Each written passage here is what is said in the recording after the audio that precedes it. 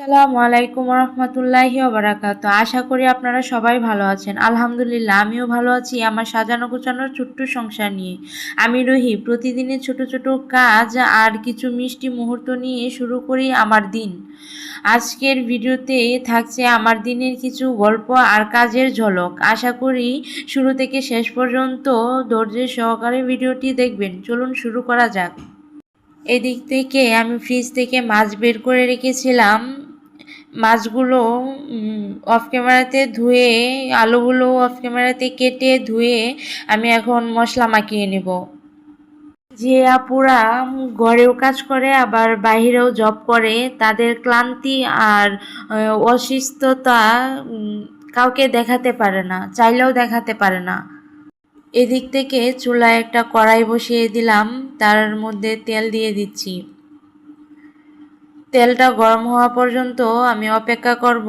আর কেনই বললাম যে আপুরা কাজ করে বাহিরে এবং ঘরে, আসলে আমি জব করি, বাহিরেও কাজ করি, আবার বাসায় এসে রান্না বান্না, নিজে পরিষ্কার পরিচ্ছন্ন হওয়া, ঘর গুছানো, ঘর পরিষ্কার পরিচ্ছন্নতা করা, সব মিলিয়ে আসলে খুব ঝামেলাই হয়ে যায়, ঝামেলার কাজই করি। এদিক থেকে আমি মাছগুলো হালকা ভেজে নিলাম, আলুগুলো দিয়ে দিয়েছি, হালকা ভেজে নেব। আসলে আমরা মেয়ে মানুষ ঘর মানে কাজ করলেও কারো চোখে পড়ে না যে কাজ করছে, আবার না করলেও কারো চোখে পড়ে না যে কেন করছে না। নিজের সংসার যদি অন্য সংসারে থাকে বা শ্বশুর শাশুড়ি থাকে বা আরও সদস্য থাকে, তাহলে হয়তো সমস্যা হয়, কিন্তু যদি নিজের সংসার থাকে তাহলে এই ঝামেলাটা হয় না। কেউ দেখার মতো নেই যে কাজ করছে বা করে না, বা করবে না কেন, করছে না কেন। এদিক থেকে আমি একটা পাতিল বসিয়ে দিচ্ছি, ছোট পেঁয়াজ দিয়ে দিলাম, হালকা পানিও দিয়ে দিয়েছি, মশলা দিয়ে দিলাম। এখন ডেকে দিচ্ছি মশলাটা কষা পর্যন্ত। যতক্ষণ না কষছে ততক্ষণ পর্যন্ত আমি অপেক্ষা করছি। এদিক থেকে আলুগুলো দিয়ে দিব। আলুগুলো হালকা সিদ্ধ হওয়া পর্যন্ত আমি ঢেকে ঢেকে রেখে দেব। আমি গুছিয়ে কথা বলতে পারছি না, আসলে আমার জানি কীরকম লাগছে। ভিডিওর নতুন ভিডিও তো ওইভাবে করতে পারছি না। আশা করি এটা আপনারা সবাই ক্ষমার দৃষ্টিতে দেখবেন। এদিকে ঢেকে দিয়েছি আর বারবার চেক করছি যে আলুগুলো সিদ্ধ হচ্ছে কিনা।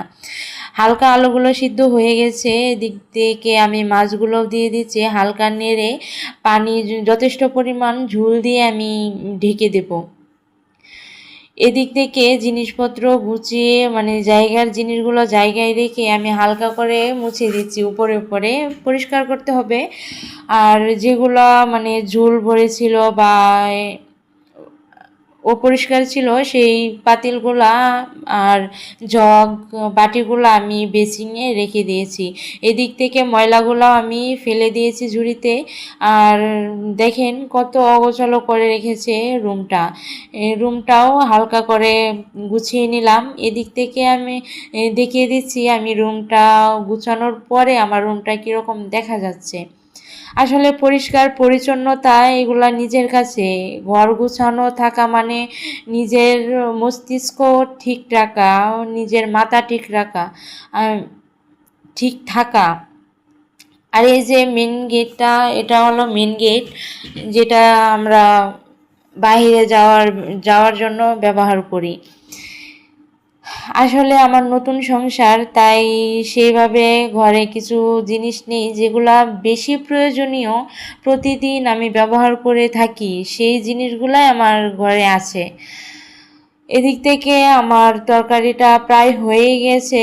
এখন তাও হালকা নেড়ে চেড়ে দেখছি যে আলুগুলো সিদ্ধ হয়েছে কিনা। নতুন আলু তো সিদ্ধ হতে বেশি একটা দেরি লাগে না। এদিক থেকে যেই ঝুড়ি আবার জগ বাটি ছিল সেগুলো আমি ধুয়ে নিয়েছি। এদিক থেকে আমার তরকারিটা হয়েই গেছে। এবার আমি চুলাটা বন্ধ করে দেব। আসলে তরকারি বসিয়ে রান্না বসিয়ে অন্য সব কাজ করা বা অন্য জায়গায় সময় দেওয়া এটা পসিবল হয় না। আসলে টেনশন থাকে যে আমার রান্নাটা কি হচ্ছে, আসলে আমার মন মতো হবে কি না, সেগুলোর টেনশনই মানে অন্য কাজগুলাও গুছানো হয়ে ওঠে না।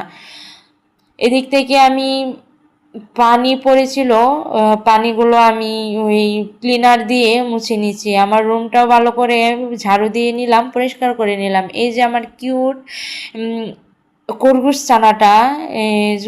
ছানাটাকে আমি খাবার দিয়ে দিলাম, সে মজা করে খাচ্ছে।